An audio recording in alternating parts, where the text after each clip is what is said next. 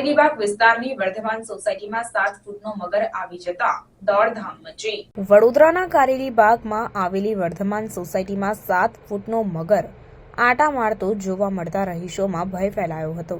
જો કે વન વિભાગની ટીમને જાણ થતાં ઘટના સ્થળે પહોંચીને કાર્યવાહી હાથ ધરી હતી। વન વિભાગની ટીમે પહેલા મગરને પકડવા દોરડાનો ગાળિયો કરીને ફેંક્યું હતું, પરંતુ મગર તેમાંથી છટકી ગયો હતો। જો કે બાદમાં ફરી એકવાર ગાળિયો કરીને ફેંકતા મગરના જડબા પર દોરડું વીંટાઈ ગયું હતું અને ઉછળકૂદ કરતા મગરને શાંત પાડ્યો હતો। બાદમાં એક યુવકે મગરની માથે બેસીને તેનું જડબું પકડી લીધું અને 5 લોકોએ મગરને કાંખમાં તેડીને સલામત રીતે રેસ્ક્યુ કરતા સોસાયટીના રહીશોમાં હાશકારો થયો હતો।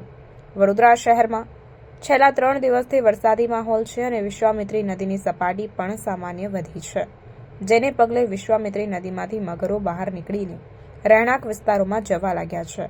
ત્યારે કારેલીબાગમાં આવેલી વર્ધમાન સોસાયટીમાં એક મગર ઘૂસી આવતા સોસાયટીમાં દોડધામ મચી ગઈ હતી।